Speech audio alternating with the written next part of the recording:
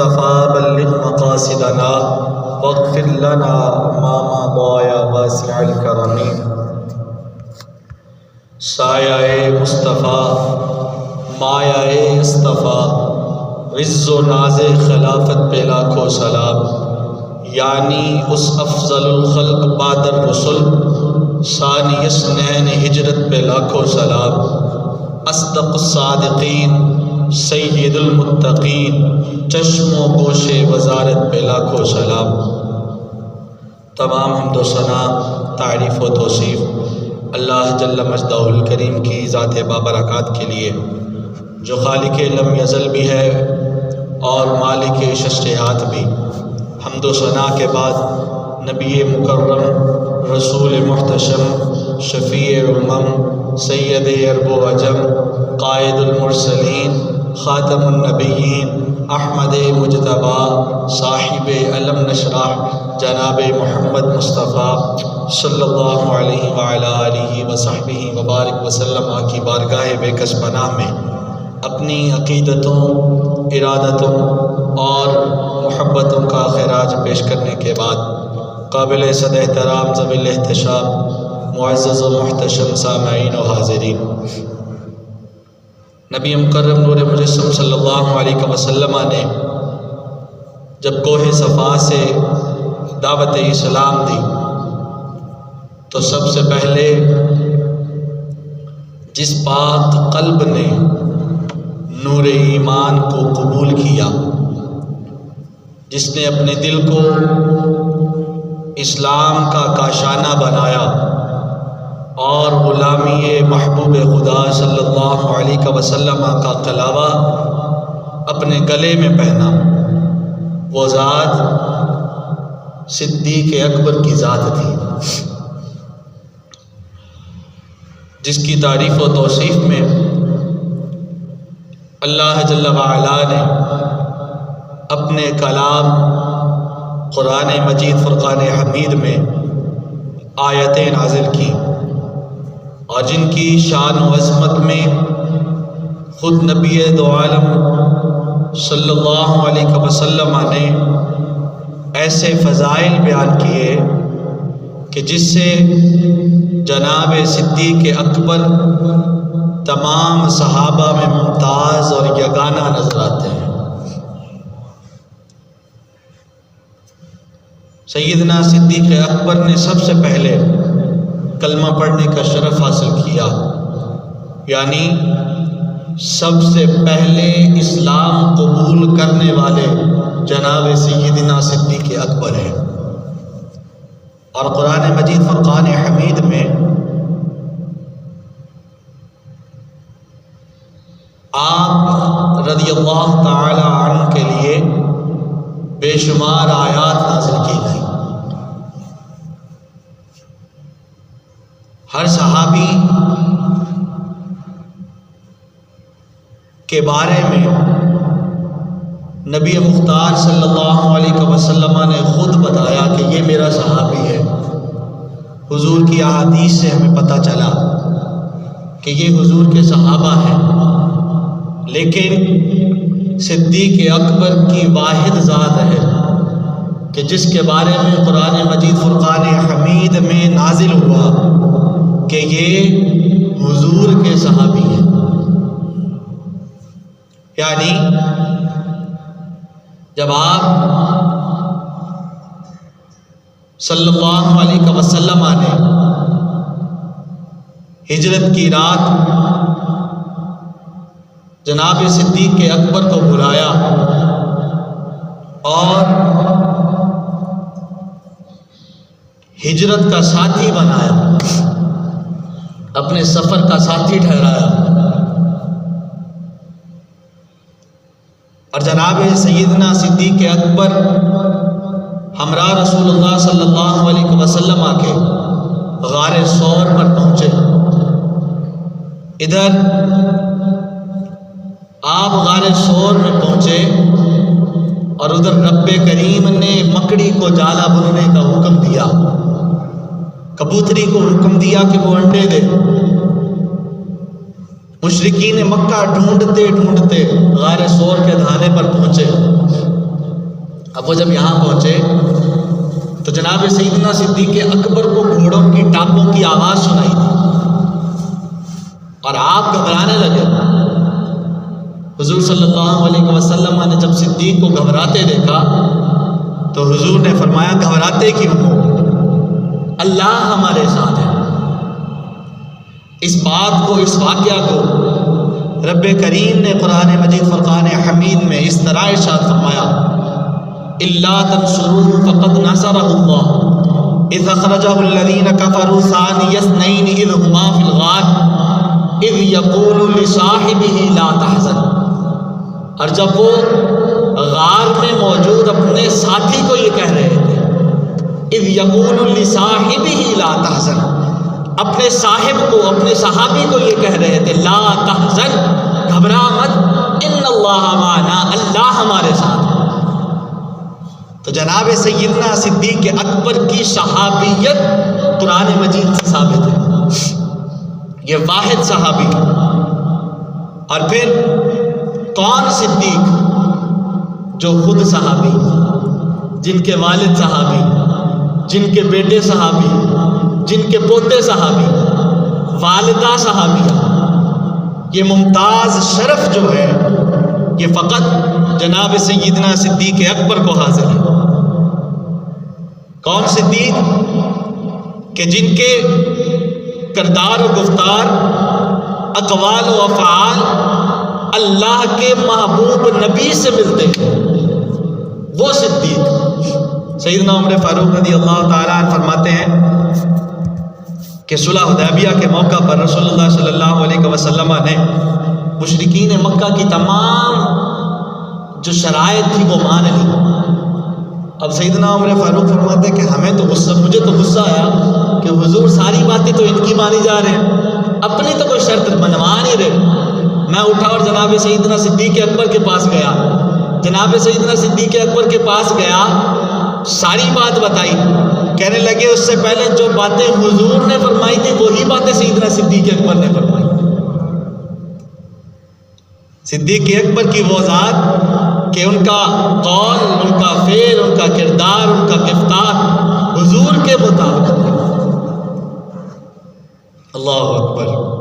قرآن مجید فرقان حمید نے بے شمار جگہ پر جناب سیدنا صدیق اکبر کے بارے میں آیات نازل فرمائیں گے۔ ایک جگہ ارشاد فرمایا والذی جاء بالصدق وصدق به اولئک هم المتقون۔ اب یہاں صحابہ اور مفسرین کرام اس بات پر مصر ہیں، وہ فرماتے ہیں کہ یہاں والذی جاء بالصدق سے مراد نبی مکرم صلی اللہ علیہ وسلم کی ذات ہے، اور وصدق به سے مراد جناب صدیق اکبر کی ذات ہے۔ ایک جگہ ارشاد فرمایا ان اکرمکم عند اللہ اتقاکم، بے شک تقوی والا اللہ کے قریب ہے، جو پرہیزگار ہے وہ رب کے قریب ہے۔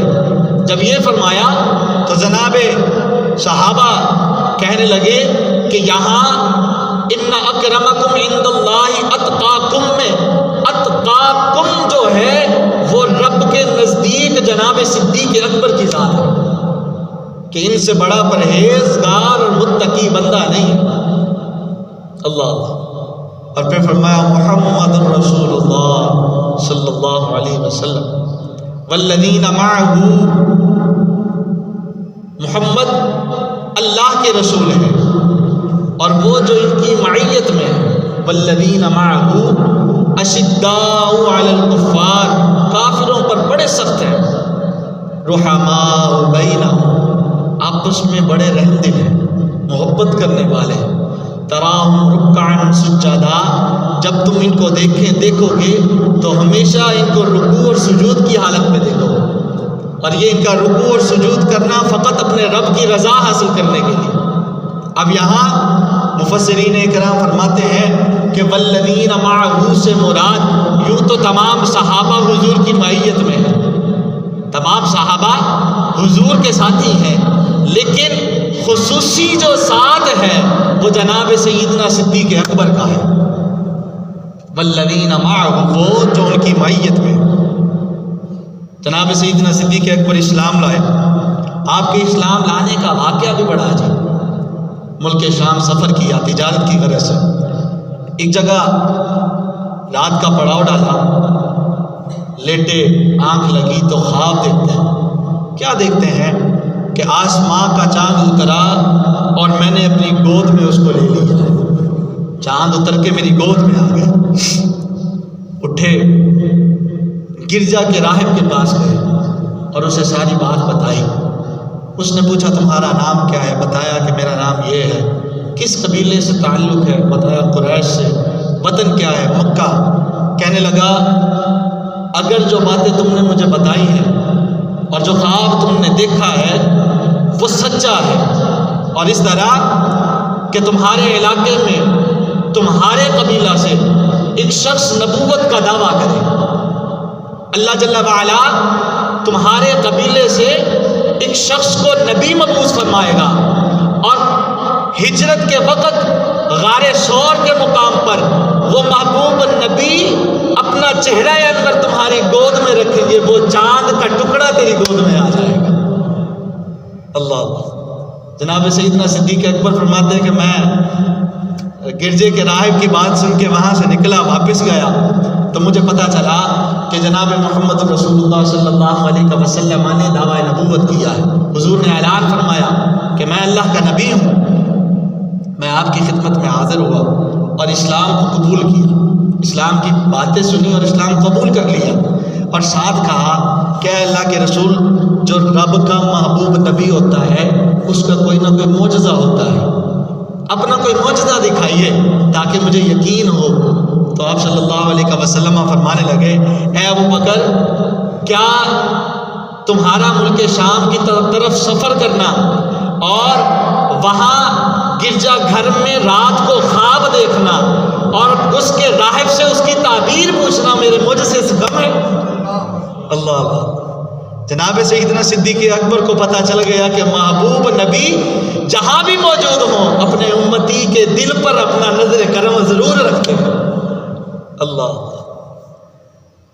جناب سیدنا صدیق اکبر کی وہ ذات کہ آپ اسلام کے سب سے پہلے خطیب ٹھہرے۔ آپ صحابہ کی تعداد 38 ہوئی تو آپ نے عرض کی یا رسول اللہ صلی اللہ علیہ وسلم، تعداد بڑھ چکی ہے، ہمیں اعلان تبلیغ اسلام کرنی چاہیے۔ آپ صلی اللہ علیہ وسلم نے فرمایا کہ نہیں، ابھی کچھ وقت ٹھہرو۔ جناب سیدنا صدیق اکبر نے اصرار کیا تو آپ صلی اللہ علیہ وسلم نے اجازت فرما دی، نکلے اور حرم کعبہ میں پہنچے۔ آپ کا قبیلہ، آپ کا گھرانہ مکہ المکرمہ میں بڑا ہی عزت و شرف والا گھرانہ تھا۔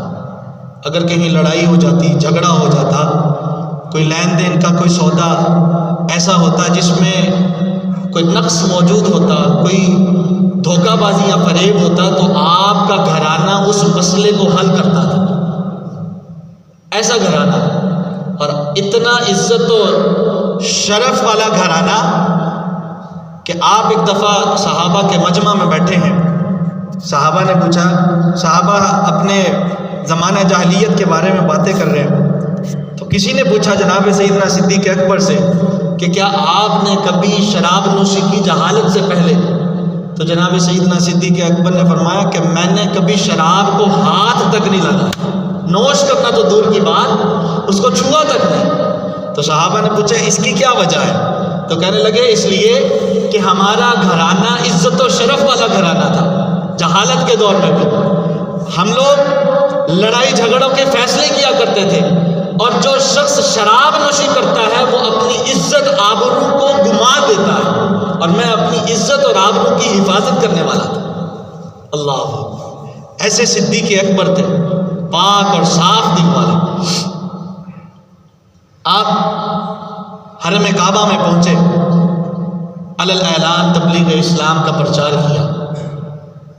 مشرکین مکہ نے جب دیکھا کہ یہ تو اعلان حرم کعبہ میں اسلام کا پرچار کر رہا ہے، تو وہ آپ پر گروہ کی صورت میں جھپٹے اور آپ کو مارا پیٹا، بہت مارا، یہاں تک کہ آپ کا منہ سوج گیا، آنکھ، ناک اور یہ منہ کے جو حصہ ہے اس میں فرق واضح نہیں ہوتا، اتنا منہ سوج گیا، بے ہوش ہو کے گر پڑے۔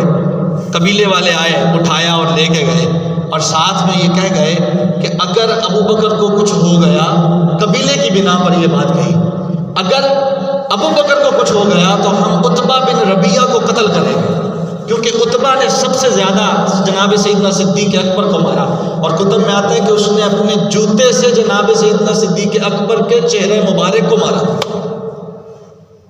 شام ہوئی، صدیق اکبر کی آنکھ کھلی۔ ہمارے تو یہاں پہ کسی کو نعرے تو ہم لگاتے ہیں، غلامی رسول میں موت بھی قبول ہے، اور غلامی رسول میں اگر کسی کو 2 دن جیل میں جانا پڑ جائے اس کے بعد وہ چپ کر کے بیٹھ جاتا ہے کہ کوئی نہیں جی خیر ہے، جو کرتا ہے وہ کرتا رہے، ہم چپ کر کے بیٹھے، دل سے تو برا جانتے ہیں نا۔ لیکن قربان جائیں جناب سیدنا صدیق اکبر کے ایمان پر۔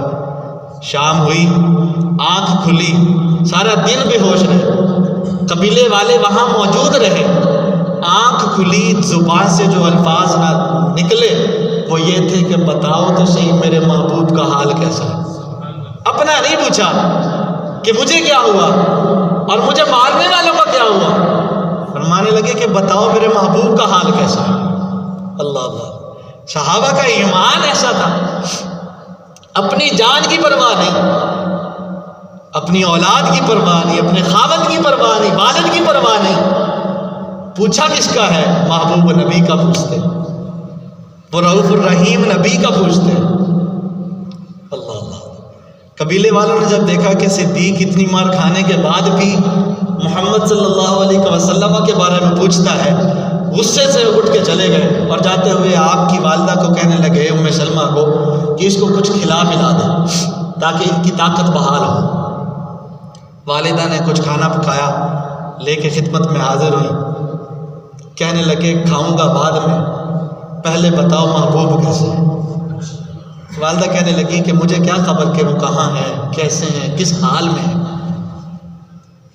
تو آپ نے فرمایا کہ ایسا کیجئے، عمر بن خطاب کی بہن ام جمیل بنت خطاب، ان کے پاس چلی جائیں، اسلام قبول کیا ہوا ہے انہوں نے، ان سے پوچھ کے آئیے کہ محمد الرسول اللہ کیسے ہیں صلی اللہ علیہ وسلم۔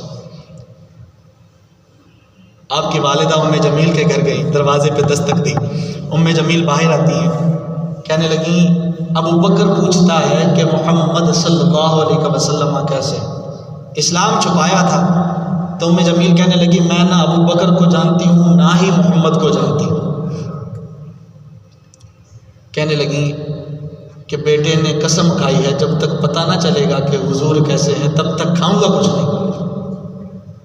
تو جناب ام جمیل کہنے لگی اچھا چلو میں تمہارے ساتھ چلتی ہوں اور ابو بکر کو دیکھتی ہوں وہ کیسا ہے۔ آئیں، ابو بکر کو دیکھا کہ منہ سوجا ہوا ہے اور آپ کی حالت کو دیکھ کر رونے لگے، رونا آ گیا۔ جناب ابو بکر صدیق نے کہا رونا چھوڑو، یہ بتاؤ کہ محبوب کیسے ہیں اور کہاں ہیں؟ تو ام جمیل نے آپ کی والدہ کی طرف دیکھا تو آپ نے فرمایا کہ فکر نہ کرو، والدہ کسی کو نہیں بتائیں کہ تم بتاؤ۔ پھر آپ نے بتایا، ام جمیل کہنے لگی کہ حضور حضرت زید بن ارقم دار ارقم میں موجود ہیں اور حضور ٹھیک ہے، حفاظت سے۔ کہنے لگے اچھا، اب جب تک محبوب کا چہرہ نہ دیکھ لوں گا تب تک کچھ نہ کھاؤں گا۔ مار بھی کھائی ہے لیکن محبوب کا نام زبان سے نہیں گیا۔ اللہ اللہ، والدہ کہنے لگی کہ کچھ رات ڈھل جائے، لوگ ادھر ادھر ہو جائیں تو تمہیں لے کے جاؤں گی، تب تک کچھ کھا لو، طاقت بحال ہو جائے گی۔ جناب سیدنا صدیق اکبر نے کہا نہیں میں کچھ نہیں کھاؤں گا۔ رات ڈھلی، دونوں بیویوں نے حضرت سیدنا صدیق اکبر کو سہارا دیا اور جناب سیدنا مصطفیٰ محمد کریم صلی اللہ علیہ وسلم کی بارگاہ میں حاضر ہوئی۔ دار ارقم جب پہنچی، اب صحابہ یہاں کا حال بیان کرتے ہیں، کہنے لگے حضور نے جب جناب سیدنا صدیق اکبر کو دیکھا اور صدیق اکبر نے حضور کو دیکھا، کہنے لگے سہارے کو چھوڑا اور بھاگ کے حضور کی طرف آئے، لیکن نقاہت اتنی تھی، کمزوری اتنی تھی کہ جو ہی سہارے کو چھوڑا گر گئے۔ حضور صلی اللہ علیہ وسلم آگے بڑھے، صدیق اکبر کے چہرے کو اٹھایا اور اپنے زانو مبارک میں رکھ لیا، اپنی گود میں رکھ لیا، اور حضور سیدنا صدیق اکبر کو دیکھتے جاتے اور روتے جاتے۔ سیدنا صدیق اکبر نے اسی عالم میں عرض کی یا رسول اللہ صلی اللہ علیہ وسلم والدہ مجھ سے بہت محبت کرتی ہیں، دعا فرمائیں کہ رب کریم میری والدہ کے دل کو بھی اسلام کی طرف مائل کر دے، یہ بھی اسلام کو قبول کر لے۔ حضور صلی اللہ علیہ وسلم نے ہاتھوں کو بلند کیا، دعا فرمائی، اللہ جل وعلا نے ان کو بھی صحابیت سے مشرف فرمایا۔ اللہ صدیق اکبر کی وہ ذات کہ جن کو قرآن نے ثانی اثنین کہا، دو میں سے ایک، اور پھر ہر صحابی کے بارے میں ہمیں احادیث سے پتہ چلتا ہے، لیکن صدیق کی صحابیت کا ہمیں قرآن سے پتہ چلتا ہے۔ جو لوگ جناب سیدنا صدیق اکبر کی صحابیت کا انکار کرتے ہیں وہ قرآن کی نص کا انکار کرتے ہیں، اور جو قرآن کی آیت کا انکار کرتے ہیں وہ کافر ہیں۔ کیوں؟ قرآن نے کہا اذ یقول لصاحبہ لا تحزن، اور صحابہ اس بات پر متفق ہیں کہ یہاں اذ یقول لصاحبہ سے مراد جناب سیدنا صدیق اکبر کی ذات۔ اللہ، جناب سیدنا صدیق اکبر کے والد گرامی ابو قحافہ، انہوں نے دیکھا کہ صدیق بہت ہی کمزور اور غریب جو خادم ہیں ان کو خریدتے ہیں اور آزاد کر دیتے ہیں۔ ایسے لوگ، ایسے غلام جو بہت کمزور ہیں، بہت غریب ہیں، نحیف ہیں، ان کو خریدتے ہیں اور آزاد کر دیتے ہیں۔ تو وہ کہنے لگے اے صدیق، اے ابو بکر، اگر تم کہیں طاقتور غلام کو خرید کے آزاد کرے تو وہ کہیں نہ کہیں تمہارے کام آ جائے گا۔ تو جناب سیدنا صدیق اکبر کہنے لگے اے والد گرامی، ان غلاموں کو خرید کر، کمزور غلاموں کو خرید کر آزاد کرنا میرا اس لیے نہیں کہ میں ان سے کسی قسم کا کام چاہتا ہوں، لیکن فقط ایک بات چاہتا ہوں کہ میرا رب مجھ سے راضی ہو جائے۔ اور اس بات کو رب کریم نے سورۃ اللیل میں ارشاد فرمایا وَسَيُجَنَّبُهَا الْأَتْقَى الَّذِي يُؤْتِي مَالَهُ يَتَزَكَّى، وہ جو اپنے مال میں سے ادا کرتا ہے تاکہ اس کے مال کو اس کو پرہیزگار بنا دیا جائے، اس کے مال کو صاف ستھرا کر دیا جائے۔ وَمَا لِأَحَدٍ عِندَهُ مِن نِعْمَةٍ تُجْزَى، اور کسی کا اس پر کچھ احسان نہیں جس کا اس کو بدلہ دیا جائے۔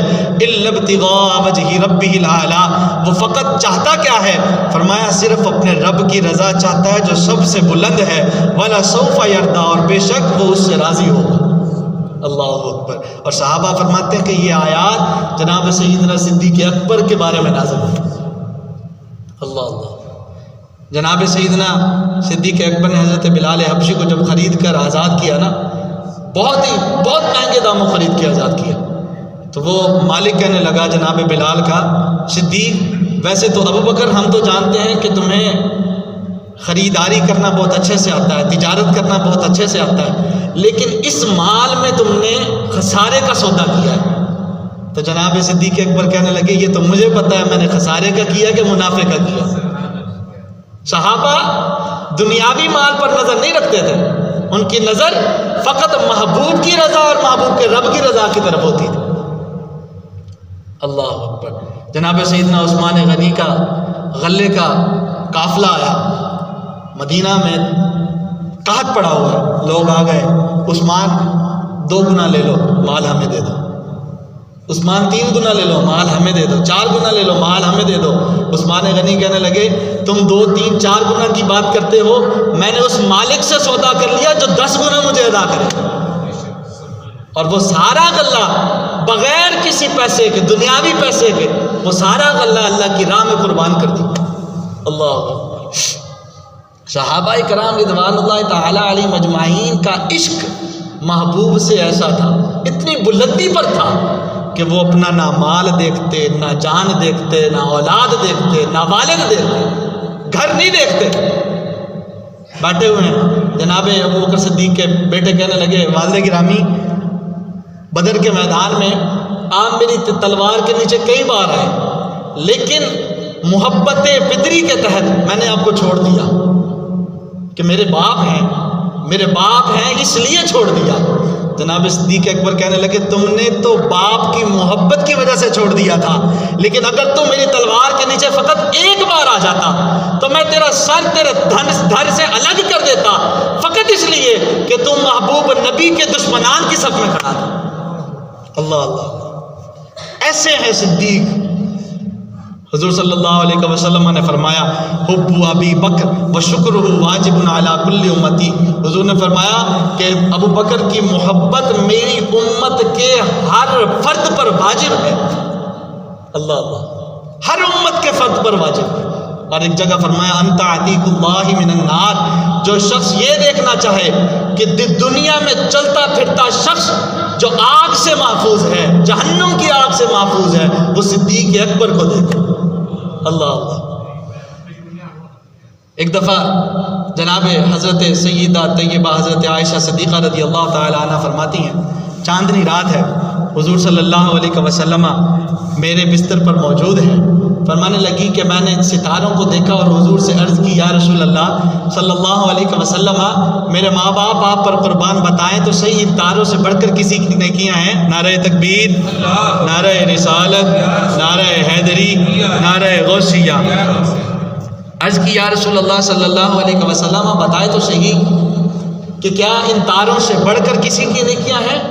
تو حضور نے فرمایا کہ ہاں، میرے صحابہ میں ایک صحابی ایسا ہے کہ اس کی نیکیاں ان تاروں سے بڑھ کر ہیں۔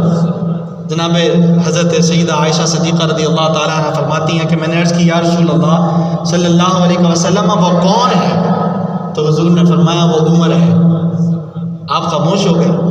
حضور نے جب دیکھا کہ عائشہ خاموش ہو گئی تو فرمانے لگے کہ عائشہ کیا بات ہے؟ چپ کر گئی، بات نہیں کرتی۔ کہنے لگی یا رسول اللہ صلی اللہ علیہ وسلم میں نے سوچا تھا کہ آپ میرے والد گرامی جناب ابوبکر صدیق کا نام لیں گے، لیکن آپ نے تو چچا عمر کا نام لیا ہے، تو میں اس وجہ سے خاموش ہو گئی۔ تو حضور نے فرمایا عائشہ تو بات کرتی ہے ان تاروں کی نیکیوں کے برابر، تو وہ عمر کی نیکیاں ہیں۔ اگر تو بات کرتی ہے ابو بکر کی نیکیوں کے برابر تو عمر کی نیکیاں ایک طرف اور ابو بکر کی ایک نیکی جو غار ثور میں اس نے کی وہ ایک طرف، ابو بکر کا پلڑا بھاری ہوگا عمر سے۔ اللہ حضور صلی اللہ علیہ وسلم نے اعلان فرمایا مال چاہیے، اللہ کی راہ میں مال دو، جہاد کے لیے جانا ہے۔ جب حضور نے صحابہ کو ترغیب دلائی تو جناب عمر بن خطاب رضی اللہ تعالیٰ عنہ فرماتے ہیں کہ میں نے دل میں خیال کیا کہ میرا آج کل جو کام ہے بڑا عروج پہ ہے، جبکہ ابو بکر کا کام کوئی اتنا خاص نہیں چل رہا، میرے پاس مال کی کثرت ہے، تو آج ابو بکر پر میں سبقت لے جاؤں گا، نیکی میں سبقت لے جاؤں گا۔ کہنے لگے میں اس دل سے، اس نیت سے میں وہاں سے نکلا، گھر گیا، ہر چیز کا آدھا کیا، ہر چیز کا نصف کیا، اور نصف مال جناب رسول اللہ صلی اللہ علیہ وسلم کی بارگاہ میں لے کے حاضر ہوا۔ کہنے لگے میں جب حاضر ہوا تو حضور صلی اللہ علیہ وسلم نے پوچھا کہ بتاؤ کچھ اپنے گھر کے لیے چھوڑ کے آئے ہو؟ جناب علامہ اقبال رحمۃ اللہ علیہ فرماتے ہیں رکھا ہے کچھ عیال کی خاطر بھی تو نے کیا، مسلم ہے اپنے خیش و اقارب کا حق گزار۔ کہنے لگے حضور نے جناب عمر فاروق سے پوچھا بتاؤ اپنے گھر کے لیے کچھ چھوڑ کے آئے ہو؟ تو جناب عمر فاروق کہنے لگے کہ عرض نصف مال ہے فرزند و زن کا حق، باقی جو ہے وہ ملت بیدا پہ ہے نثار۔ کہنے لگے کہ میں جناب عمر فاروق کہنے لگے یا رسول اللہ صلی اللہ علیہ وسلم آدھا مال جو ہے وہ میری اولاد کا حق ہے، وہ میں گھر چھوڑ آیا ہوں، اور آدھا مال آپ کے قدموں پہ نثار کر دیا ہے۔ کہنے لگے ابھی یہ بات چل رہی تھی تو اتنے میں وہ رفیق نبوت بھی آ گیا جس سے بنا عشق و محبت ہے استوار۔ کہنے لگے ابھی حضور نے جناب عمر سے اتنا پوچھا اور کیا دیکھتے ہیں جناب سیدنا صدیق اکبر بھی تشریف لا رہے ہیں۔ جناب سیدنا صدیق اکبر جب تشریف لائے فرمانے لگے اب ہم لوگ احادیث سے پڑھتے ہیں تو وہاں لکھا ہے کہ جناب سیدنا صدیق اکبر سے حضور نے پوچھا بتاؤ گھر کیا چھوڑ کے آئے ہو، لے کے کیا آئے ہو؟ تو حضور نے عرض کی، جناب سیدنا صدیق نے عرض کی یا رسول اللہ صلی اللہ علیہ وسلم گھر کا سارا مال لا کر حضور کی خدمت میں حاضر کر دیا ہے۔ تو جناب علامہ اقبال رحمۃ اللہ علیہ فرماتے ہیں کہ جب حضور نے جناب سیدنا صدیق اکبر سے پوچھا بتاؤ کیا لے کے آئے ہو، کیا چھوڑ کے آئے ہو، تو اقبال کہتے ہیں مل کے یمین و درہم و دینار و رخت و جنس، صدیق لے کے کیا کیا ہے؟ کہنے لگے مل کے یمین، اپنے دائیں ہاتھ کی ملکیت. دائیں ہاتھ کی ملکیت سے مراد یہاں غلام اور کنیز ہیں. غلام اور کنیزیں بھی لے آئے, درہم و دینار بھی لے آئے, رخت و جنس بھی لے آئے, سامان سفر بھی اور کھانے کا سامان بھی اپنے ساتھ لے کے آئے. فرمایا اسب قمر سم و شتر و قاطر و حمار. کہنے لگے اس کے ساتھ ساتھ وہ کیا لے کے آئے؟ ایسے گھوڑے لے کے آئے جن کے سم جو تھے وہ قمر کی طرح تھے, یعنی چاند جو ہوتا ہے اس کی طرح ان کے سم تھے, اور شتر یعنی اونٹ تھے, قاطر خچر تھے, حمار یعنی گدے. یہ وہ سامان ہے جو جناب سیدنا صدیق اکبر اپنے ساتھ لے کے آیا. ہم لوگ یہ کہتے ہیں کہ وہ ایک گٹھڑی بنا کے لے کے آئے. نہیں, جناب اقبال نے ہر بات کو کھول کے لکھا کہ وہ کیا کیا لے کے آئے. بولے حضور چاہیے فکر عیال بھی, کہنے لگا وہ عشق و محبت کا رازدار. حضور نے فرمایا کہ اہل و عیال کی فکر بھی ہونی چاہیے, کیا چھوڑ کے آئے ہو؟ تو جناب سیدنا صدیق اکبر نے کہا اے تجھ سے دیدہ مہ انجم فروغ گیر, اے تیری ذات باعث تکوین روزگار. عرض کرنے لگے یا رسول اللہ صلی اللہ علیہ وسلم, آپ کی ذات تو وہ ذات ہے, آپ کے رخ انور تو وہ رخ ہے کہ جس کے باعث یہ چاند و ستارے روشنی حاصل کرتے ہیں, اور آپ کی ذات تو اس تخلیق کائنات کی وجہ بنی ہے. یا رسول اللہ صلی اللہ علیہ وسلم, پروانے کو چراغ ہے, بلبل کو پھول بس, صدیق کے لیے ہے خدا کا رسول بس. یا رسول اللہ صلی اللہ علیہ وسلم, آپ پوچھتے ہیں گھر کیا چھوڑ کے آیا ہوں, لے کے کیا آیا ہوں؟ سنیں, اپنے گھر میں مصطفیٰ کو چھوڑ آیا ہوں, مصطفیٰ کے خدا کو چھوڑ آیا ہوں.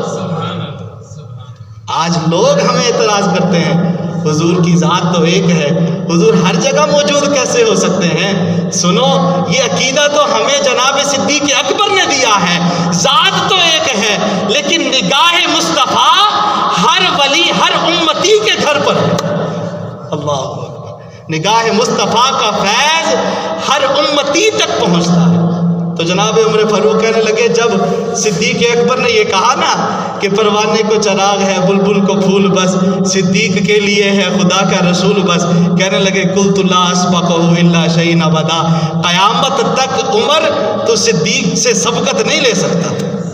اللہ اللہ, لا مکا تک اجالا ہے جس کا وہ ہے, ہر مکا کا اجالا ہمارا نبی, ہر مکا تک اجالا ہمارے نبی کا.